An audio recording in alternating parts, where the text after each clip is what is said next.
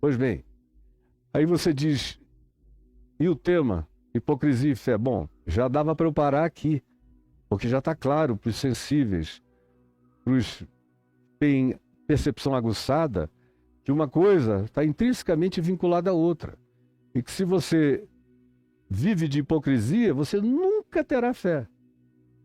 E se você vive da fé genuína, você nunca conseguirá praticar a hipocrisia. Mas o texto prossegue no verso 23, dizendo, tendo Jesus chegado ao templo, porque ele estava a caminho do templo, quando ele amaldiçoou a figueira.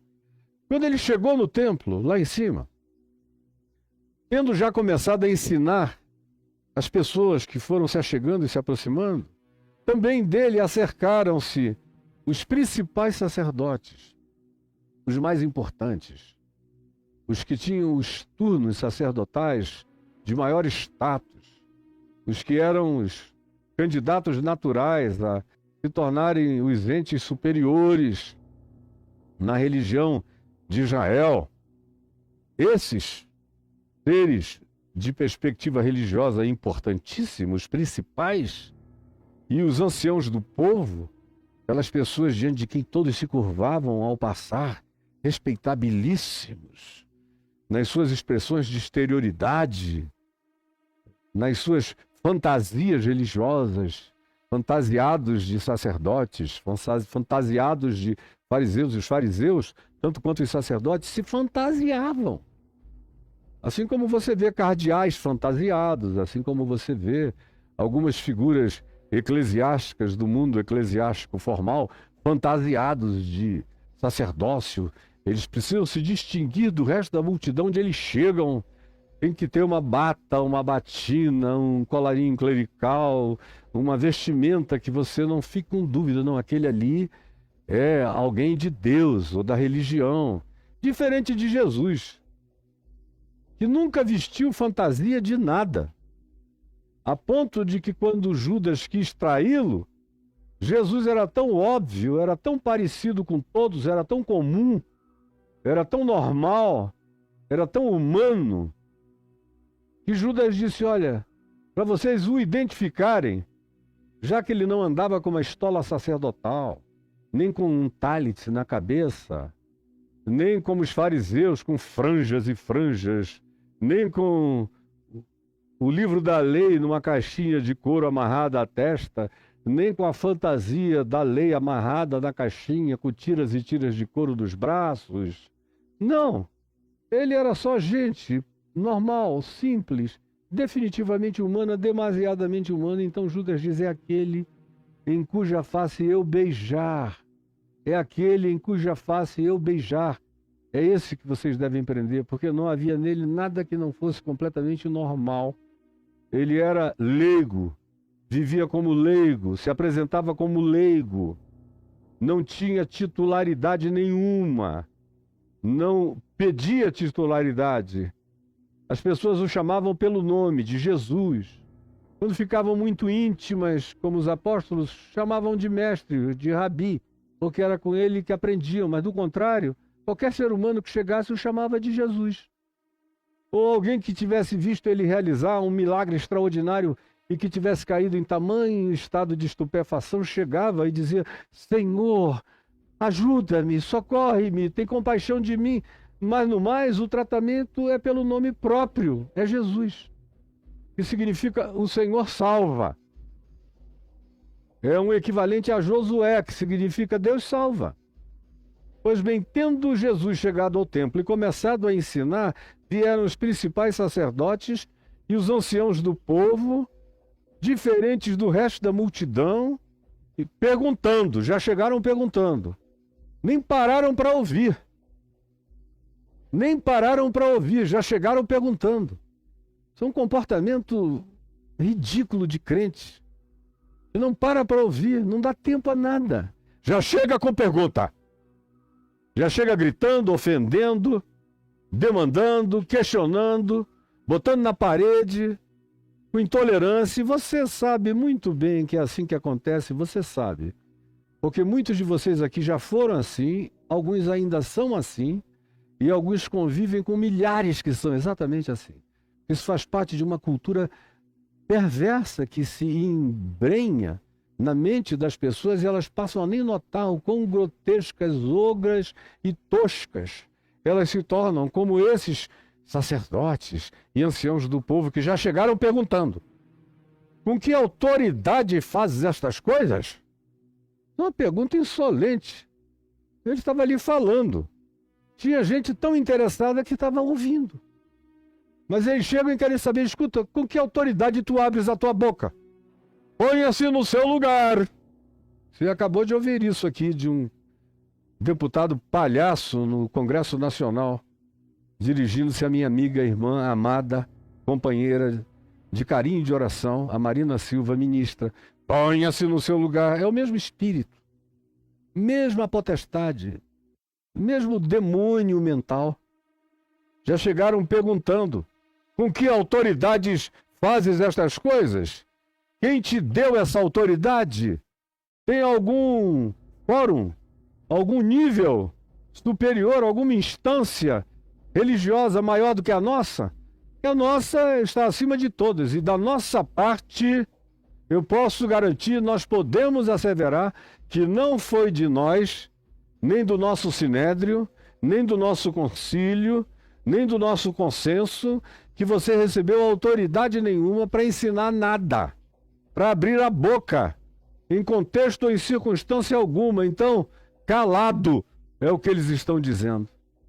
E Jesus lhes respondeu a essa cambada de fantasiados religiosos, arrogantes e soberbos: eu também vos farei uma pergunta. Vocês me fizeram duas, eu vou fazer uma só. Se vocês me responderem, então eu responderei com que autoridade eu faço as coisas que eu faço. Vocês aceitam? Vocês não querem saber com que autoridade eu faço as coisas que eu faço? Então eu vou fazer só uma pergunta. E aí ele perguntou: de onde era o batismo de João Batista, meu primo? Do céu? Do céu? Ou dos homens? Ou da terra? Era uma instituição humana, uma veneta de um homem transtornado com complexo de profecia e de profeta? Ou era algo que ele tinha recebido como mandamento de Deus dos céus? Para ele convocar, para ele aplanar caminhos, para ele aterrar vales, para ele nivelar os outeiros, para ele deixar as coisas claras de que estava chegando o reino de Deus, e sem arrependimento, sem metanoia, sem mudança de mente, de conversão, de fariseus, de sacerdotes, de guardas do templo, de guardas romanos, de publicanos, cobradores de impostos, de prostitutas, tanto quanto de mães de família, de qualquer ser humano. Todos pecaram e todos carecem da glória de Deus. Portanto, sem metanoia, sem mudança de mente, de olhar, de compreensão, de reinterpretação da vida, de ressignificação da própria existência com uma nova maneira de viver, sem isso, não haveria instalação do reino de Deus no coração de Deus, no coração de homem algum, porque o reino de Deus, afinal, não viria ainda com nenhuma visível aparência, mas com subjetividade instalando-se no coração dos homens. Portanto, a pergunta é essa: de onde era o batismo de João? Do céu ou dos homens? E aí, os sacerdotes e os anciãos do povo, os reis da hipocrisia, os senhores da teatralidade, da conversa fiada, da mentira, da disfarçatez, estavam acostumados aos seus conluios, às suas cabalas secretas, aonde eles faziam os seus arranjos, das suas magias farisaicamente mentirosas para enganarem as pessoas. Eles se reuniram e discorriam entre si. O nível de cara de pau e de explicitação do desejo do mal em relação a Jesus era tão grande que eles não tinham mais nem o pudor de falar assim baixinho, chamar um, falar com um, aí um vem e chama o outro. Não, eles discorriam entre si. Já tinha se tornado algo completamente descarado. O ódio e o desejo de matar Jesus. discorriam entre si, perguntando, raciocinando, elucubrando. E o que é que eles concluíram? Se nós dissermos dos homens, é para a gente ficar morrendo de medo do povo. Porque todos eles consideram João Batista um profeta sincero, verdadeiro e genuíno.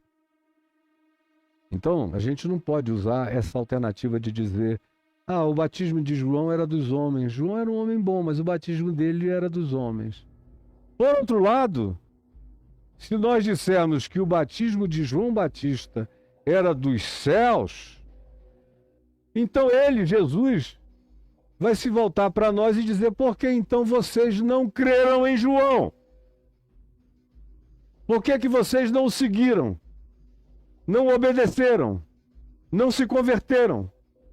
Se tem certeza absoluta de que aquele marginal era marginal da religião, mas habitava o centro do coração de Deus, como é o caso dos profetas, marginalizados pelas instituições frequentemente, mas habitando o âmago da intimidade de Deus, por que vocês não escolheram a boa parte e o seguiram? E o consideraram quem ele de fato era? Por quê? Essa foi a conclusão que eles chegaram e era a conclusão lógica, porque eles tinham sido encurralados por Jesus e disseram: a gente só tem uma alternativa agora. Aí eles responderam a Jesus: nós não sabemos. É só nessa hora que você vê o acadêmico, o religioso que acha que sabe tudo, que ensina a Deus, que sabe Deus, que Deus não fala nada se não for através de sua boca. São os formados em Deus, os doutores em Deus, em divindades e em qualquer outra coisa, que são os seres superiores do conhecimento de Deus em relação ao mundo, que é uma coisa patética, que no Evangelho você não encontra lugar nenhum para isso, só na religião do Templo de Israel, não em Jesus, não entre os discípulos e não no meio do povo. E Jesus luta contra isso, porque esse é um surto que de vez em quando quer se aflorar na alma dos discípulos dele. E Jesus os combate veemente e sem nenhum tipo de conivência ou de leniência, porque isso é absolutamente abominável, isso é o adubo de toda hipocrisia espiritual. Então eles disseram: não sabemos. E Jesus, por sua vez, disse: nem eu tampouco direi a vocês com que autoridade eu faço essas coisas, mas olha só, eu tenho mais uma questãozinha, uma história para contar. Você está vendo a ligação entre hipocrisia e fé? Como elas não habitam o mesmo lugar?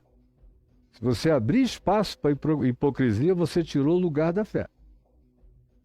Se a fé crescer e se plenificar no seu coração, não há lugar para hipocrisia, para performance, para disfarçatez, para o faz de conta. A fé determina que o que é, e o que não é, não é. Mas ela é uma certeza de ser, o tempo todo. A hipocrisia que não lida com isso, não está nem aí para isso, ela só quer ter a certeza de que os outros pensem algo acerca de você. Não precisa haver nenhuma correspondência no seu coração. Aí Jesus disse: olha, eu tenho uma historinha. Leve, suave, fiquem preocupados não. Aí ele conta a história para todo mundo, mas especialmente para os sacerdotes e os anciãos do povo. Um homem tinha 2 filhos. Chegando-se ao primeiro, disse: filho, vai hoje trabalhar na nossa vinha, na vinha da família, que está na hora de colher o fruto para fazer o vinho, vender e internarmos o recurso para a família. Aí esse filho respondeu: sim, paizinho querido, amado, ó Pai sublime, exaltado, ó Pai Senhor, sim, Senhor. Porém, não foi. Só tinha confissão, só credo, só doutrina, só fala certa. Supostamente ele dizia o que ele achava que o pai queria ouvir. Como eu passei a minha vida desde criança, eu notei isso quando eu era um menino de uns 2, 3 anos, na igreja presbiteriana em Manaus. Minha mãe me levava, eu ia lá, garotinho. Me chamava a atenção a inobjetividade das orações. Com a minha cabecinha de 3 aninhos, mas eu dizia, por que será que eles falam tanto essas coisas assim sobre Deus e na hora de pedir mesmo o que eles vão pedir é quase nada? Ou é uma coisa sem expressão? O que me chamava a atenção? Era aquele... Tinha até um gestual, geralmente eram presbíteros que ficavam em pé, subindo e descendo assim no calcanhar, vestidos de paletó e gravata, com a cara virada para cima, muito arrumados, e eles começavam, ó Deus, Altíssimo, Amantíssimo, Sublime, Rei dos Reis, Senhor dos Senhores, que reinas sobre todos os reis, autoridades e povos e tal. Era um elogio. E aí, no fim, era só aquilo mesmo. Eu dizia, que coisa mais interessante. Às vezes eu falava para minha mãe, por que eles falam tantas essas coisas para Deus? Parece que Deus não sabe quem Deus é. E à medida em que eu fui ficando um pouquinho maior, isso foi ficando insuportável para mim. E logo depois, já chegando aí perto da puberdade, eu aprendi que Jesus só chamava a Deus de paizinho, de Abba, e nada mais. Nenhuma outra nomenclatura era paizinho, Abba, da maneira mais popular, e ficou mais patético ainda para mim, antes mesmo de eu me converter. Mas está aqui esse filho, é um religioso, hipócrita, como os sacerdotes, os fariseus, os anciãos do povo, os escribas, os acadêmicos da correção, da doutrinação, do ensino, da catequese, da fala, do credo, da declaração, tudo sim. Mas não foi. Tudo sim, mas não praticam. Tudo sim, mas são como a figueira, só folha. Não dá fruto. É só promessa, sem consequência. É só fachada. Mas se você entrar procurando algum fruto dentro, você não acha nada. E o que Jesus declara para essas pessoas, declarou naqueles dias e declara em todos os tempos, declarou ao Israel como povo, declarou ao Israel como religião, declarou às autoridades da religião em volta dele, declara em todo o tempo, durante a história, declara hoje, declara agora. Eu não estou interessado em confissão de fé. Qualquer idiota, qualquer inteligência artificial pode fazer declaração de fé. Se você pegar aí um site GPT, como eu tenho aqui no meu celular, e você perguntar ao site GPT quais são os principais ensinos do pastor Caio Fábio ou do Caio Fábio, ele vai te dizer as principais ênfases que o reverendo Caio Fábio deu no curso do seu ministério é a pregação do Evangelho da Graça, é a salvação em Jesus, segundo a ordem de Melquisedeque, porque ele é o Cristo eterno. Ele ensina que se leia a Escritura e se leia a vida tendo Jesus como chave hermenêutica interpretativa, e ele tem uma ênfase total no fato de que a espiritualidade humana precisa ser integral. Quanto mais humano, mais espiritual, e quanto mais espiritual, mais humano, e muitas outras coisas. Sem erro, e é só uma inteligência sem alma. Como esses indivíduos aqui, como muitos que dão aula por aí de Deus, inteligências artificiais, sem alma. Dizem sim, sim, sim, sim, sim. Mas você não espere por eles, porque eles não chegam. Eles falam de amor, mas eles não te acolhem na tua dor. Eles falam de vida moral, mas eles não têm nenhuma conduta ética. Eles falam de obediência, mas eles não se dispõem a nenhuma prática de obediência que não seja algo a ser performatizado no palco, onde haja muito público para aplaudi-los após a performance. A coisa mais horrorosa para eles é a prática de uma espiritualidade íntima, dentro do quarto, na solitude, no silêncio, na quietude, sem visibilização, sem ninguém vendo. Hoje em dia eu vejo, as pessoas já não oram mais sozinhas, até para orar elas fazem lives. Até as orações têm que ser gravadas. Já não serve mais só dizer, ô meu irmão querido, minha irmã amada, ó, você está aqui no meu coração e eu estou orando todo dia pelo que você já me falou e tem alguma coisa mais que você queira que eu inclua nas minhas orações em relação a você? Não, não serve. Tem que ser tudo escrito, gravado, publicado, documentado, fotografado. Tem que virar filme para o outro, porque de fato a gente sem incentivo vai naturalizando e normalizando as coisas. Entra no teu quarto é sem câmera. Entra no teu quarto é sem live. Entra no teu quarto e fala com teu pai que está em secreto, e o teu pai que vem em secreto será tua única audiência. E nenhuma outra. Mas isso parece falta de objetividade, porque de fato as pessoas nem creem tanto que estão falando com Deus. Elas querem mesmo é que o outro saiba que você está falando acerca dela, supostamente para Deus.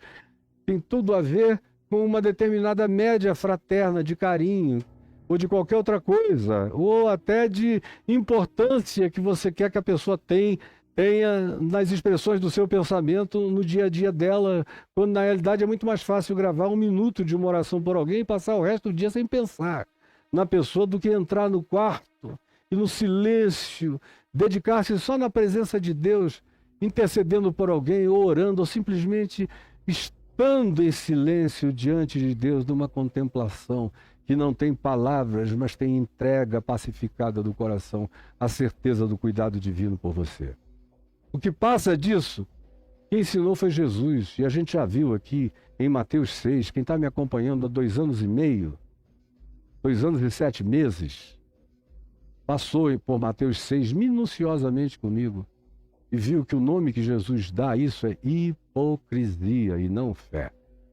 Aonde existe essa manifestação de fé, essa pseudo-fé, existe só hipocrisia e fé genuína nenhuma. Mas aonde a fé genuína está, nem sempre você ouve confissões, exaltações, elogios a esse Deus carente que precisa saber que Ele é o maior, o mais gostoso, o mais poderoso, o melhor de todos, e como Ele não há igual, parece até que Ele não sabe, e precisa ser lembrado disso todo dia. Isso é coisa patética, feia, infantil, nojenta, e devia ser lavada da nossa alma para sempre. Ele é e Ele sabe. Jesus disse, não andeis inquietos, não usem de vãs repetições, não repitam, não tornem públicas essas coisas, vosso Pai Celeste sabe. Sabe. Então ele vem contando a história dos 2 filhos.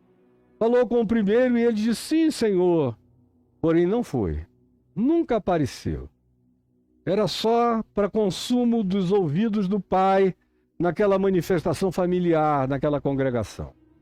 Dirigindo-se ao segundo filho, disse-lhe a mesma coisa, meu filho, olha lá, está na hora de colher a vinha, o fruto para fazer vinho, para a gente botar um dinheiro para dentro de casa, na família, e eu estou precisando da sua ajuda, eu não tenho tantos trabalhadores esse ano para fazerem essa tarefa.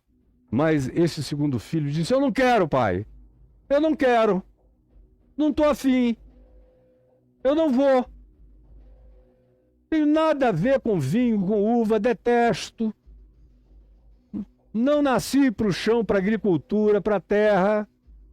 Acho esse aí um negócio muito rudimentar, antigo. Tem a ver com você, com a família. Mas eu tenho outros planos para a minha vida. Eu não quero. Portanto, eu não vou. Aí Jesus diz, depois de um tempo de reflexão, de silêncio, de olhar para dentro, de perscrutar e auscultar o seu próprio coração, ele sofreu uma metanoia. Ele mudou a mente. Ele falou, eu sou um idiota, eu como, bebo. Tudo que eu adquiri até o dia de hoje foi fruto do trabalho do meu pai na vinha, da família na vinha. Eu sou fruto da vinha. E se eu tiver um futuro, virá também da base da plataforma da catapulta, dessa vinha? Por que eu disse que não quero e que não vou? Que natureza de estupidez é a minha e que sentimentos foram esses de arrogância que tomaram conta de mim para eu trazer uma negação tão peremptória ao meu pai, que foi apenas gentil e pediu ajuda que ele está precisando. Então, ele se arrependeu. Isso é arrependimento, é metanoia, mudança de mente, de concepção, de olhar, de vista e de interpretação. Arrependido, depois ele apareceu lá, ele chegou, ele se apresentou. Presente, pai. Vim ajudar, e ajudou. Aí Jesus tem uma pergunta. Qual dos dois filhos fez a vontade do pai? Os caras começaram perguntando, quem te deu essa autoridade? Com que autoridade tu fazes estas coisas? Um monte de pitbull. Aí vem Jesus aqui nessa suavidade e pergunta, escuta, eu contei essa historinha, me respondam. Qual desses dois fez a vontade do Pai? Aí eles disseram, achando que era uma coisa muito simples. O segundo, é claro. O primeiro disse sim, mas não apareceu. O segundo foi. Não foi o segundo que fez o que o Pai queria. Então declarou-lhes Jesus, em verdade vos digo que publicanos, olhem bem, ele está falando com os principais sacerdotes, com os anciãos do povo, com os seres mais importantes do status quo religioso, daquele templo de Jerusalém, onde ele estava ensinando, correndo risco de vida. E mesmo correndo risco de vida, olha o que ele diz a esses indivíduos. Era como dizer isso na reunião do Supremo Concílio da Igreja Presbiteriana Americana, ou dizer isso na Cúria do Vaticano, era como dizer isso aqui numa reunião dos bispos da CNBB, ou do Supremo Concílio da Igreja Presbiteriana, ou da Convenção Batista Brasileira, ou da Convenção Geral das Assembleias de Deus do Brasil, tanto faz. Jesus então lhes declarou. E olha só a total ausência de temor, porque é uma declaração que praticamente aos ouvidos daquela assembleia religiosa estava chegando perguntando com que autoridade ele fazia o que ele fazia. Dava ensejo a apedrejamento, à morte, a qualquer coisa que eles decidissem fazer, porque foi uma palavra sem dissimulação, sem subterfúgio, sem camuflagem, sem metáfora de nenhuma natureza, foi explícita. Em verdade eu vos digo que cobradores de impostos que trabalham para os romanos, abomináveis a vocês, e vocês batem no peito e agradecem a Deus porque não são como eles, se sentem superiores, e meretrizes e putas, mulheres e garotas de programa, vos precedem no reino do meu Pai. Vocês, se chegarem, se algum de vocês aparecer por lá, é na rabeira. Mas Jesus chega a usar essa mesma expressão num outro contexto, no qual aqueles que ouvem ficam também sabendo que nesse lugar aonde os publicanos, os cobradores de impostos, os seres desprezados pela religião daqueles dias, ou qualquer ser desprezado pela religião, a religião dos nossos dias, juntamente com as prostitutas, as garotas de programa, os LGBTQIA+, todo mundo que vai chegar e vai entrar antes, porque foi sincero em quem era, porque buscou mudar de vida, porque quando entendeu a verdade, à medida em que foi entendendo a verdade, foi mudando a própria vida, não para adequá-la aos costumes da religião, mas para transformá-la segundo a medida da imagem, da beleza de Deus manifesta em Jesus.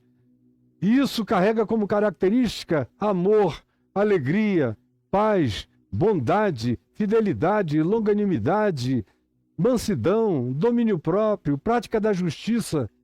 É isso que faz a caracterização da transformação, da metanoia crescente no coração de alguém para um outro grupo de religiosos. Jesus disse, vocês vão ficar batendo e a porta não vai se abrir para vocês. A esses aqui Jesus disse, em verdade eu vos digo, olha, vocês querem saber com que autoridade eu faço o que eu faço, eu digo o que eu digo? Deixa eu dizer uma coisa. Depois de tudo que aconteceu de conversa aqui, Eu tenho uma coisa a dizer com autoridade. É que os seres marginais da terra, da religião, todos eles, vos precedem no reino do meu Pai.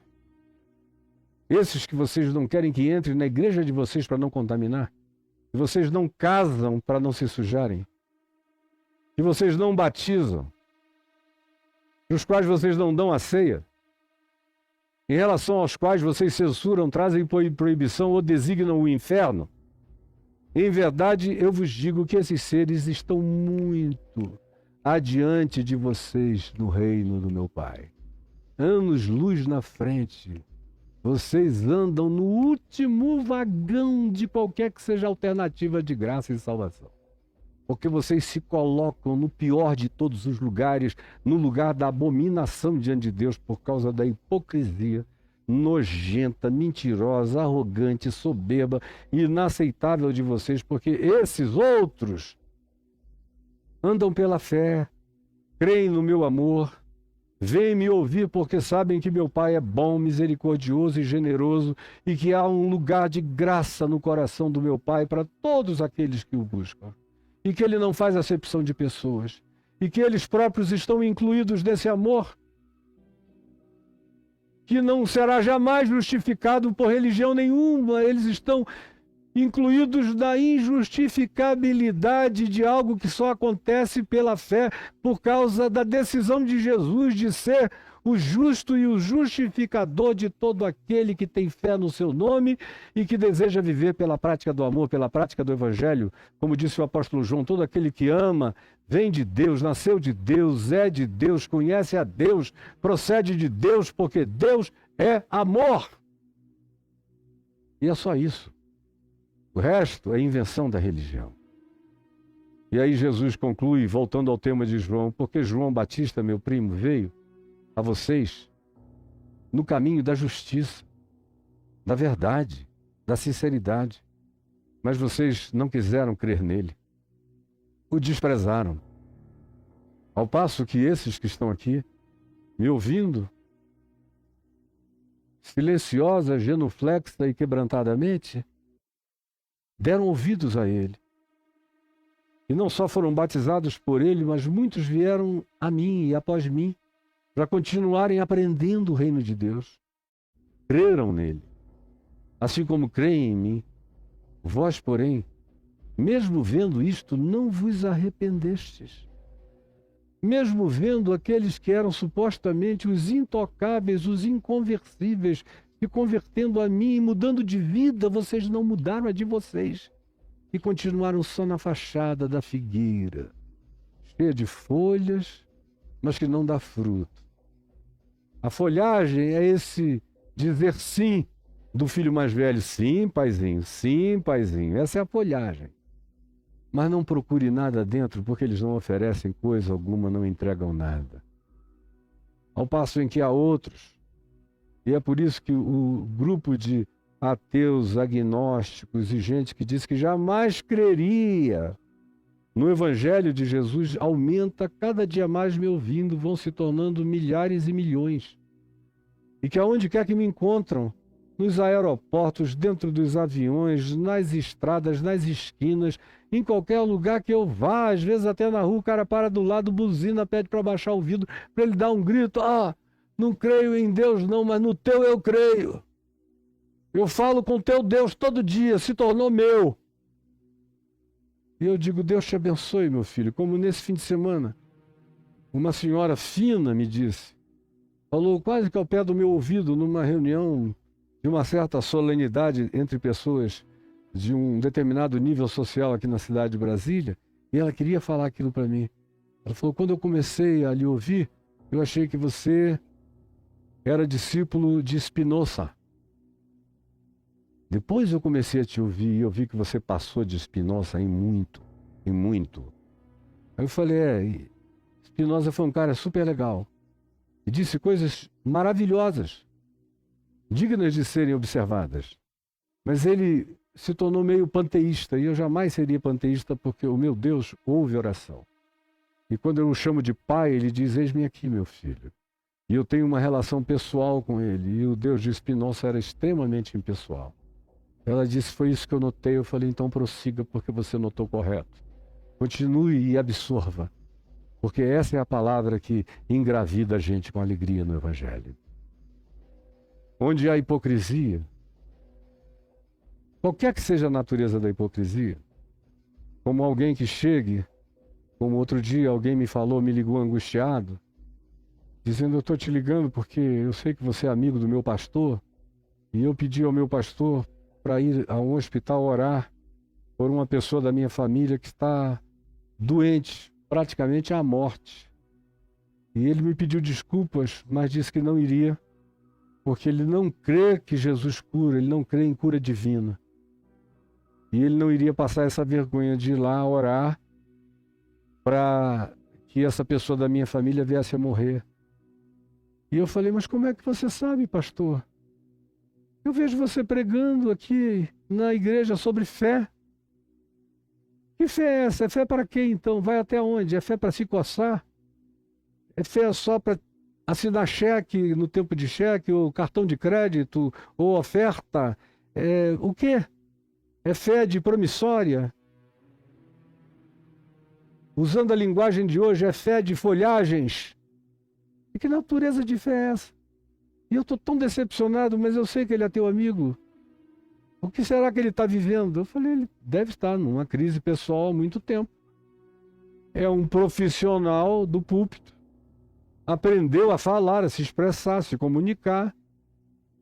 Tem um vernáculo bom, razoável. Ganha bem daquela comunidade. Então ele não vai perder essa mamata. Agora, ir no hospital, orar por alguém, ungir com óleo, ou impor as mãos, e segundo ele, correr o risco de passar a vergonha de orar e a pessoa não ficar curada, isso ele não quer para ele, nem a vergonha.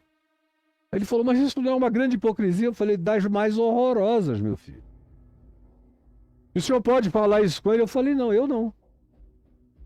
Ele sabe demais para que ele próprio não venha ouvir a voz de Deus em algum momento. Se o meu pai o ama, vai açoitá-lo, vai dar uns cacetes nele. O leão de Judá vai dar-lhe uma patolada, vai rasgar-lhe o peito e puxar o coração para fora, para ver se ele se converte. Mas de mim ele já ouviu demais para eu ir fazer uma perguntinha dessa. Além do que, isso me deixa tão passado que eu não tenho nem condição de ter essa conversa. Mas isso está presente em todos os lugares. O pessoal fica chocado comigo quando eu digo que a maior incidência de ateus que eu encontro nesta existência estão atrás dos púlpitos, ou são líderes de igrejas reformadas, ou pentecostais, ou neopentecostais. São os que menos creem em Deus ou não creem nada em Deus. E vivem de hipocrisia. Porque se eles crescem, se eles tivessem fé, eles não seriam como eles são. Eles não diriam o que eles dizem. Eles não fariam o que eles fazem e eles não deixariam de fazer aquilo que eles sabem que é a vontade de Deus que eles pratiquem. Eles não creem. Porque a hipocrisia deles é tão grande que é no inchaço da hipocrisia que o verdadeiro ateísmo se instala. O ateu não é o cara que tem uma crise em casa, que diz, meu Deus, e os mortos em Gaza, isso e aquilo. É só uma pessoa que ainda não refletiu direito. Mas para quem não refletiu ainda, que não teve as instruções, que, por exemplo, eu tive na vida, e as intuições, e as certezas, e as experiências, está tudo bom, de bom tamanho. Eu entendo por que o meu pai, que está nos céus, não vai entender essas pessoinhas. Por quê? Agora, esses outros, escondidos atrás dos púlpitos, pregando, ou saindo, vai que ele cura, não sei o quê, mas só para arrancar dinheiro dos outros. O resto é hipocrisia. Quando o caso é deles, nenhuma oração. Porque eles sabem que não serão ouvidos, eles nem creem num Deus que ouve. Eles só aprenderam essa performaticidade na qual você embarca, porque na sua tolice e ingenuidade você se deixa enganar. Mas aprenda isso. É hipócrita, então não tem fé. E se tem fé genuína, sincera e verdadeira, como de uma criança na presença de Deus, então não tem nenhuma hipocrisia. Senhor Jesus, eu quero te pedir Que tu nos salves de sermos como figueiras cheias de folhagem sem nenhum fruto. Que tu nos salves de sermos desses que vivem de aparatamentos exteriores, de performances para o lado de fora, de demonstrações, mas em cujo coração não existe o carnegão desse amor quebrantado que se satisfaz exclusivamente do silêncio da tua presença. Por favor, permite que essa palavra dita tenha entrado, tenha sido martelada, tenha quebrado a rocha dos corações. É o que eu te imploro de todo o meu coração, em nome de Jesus.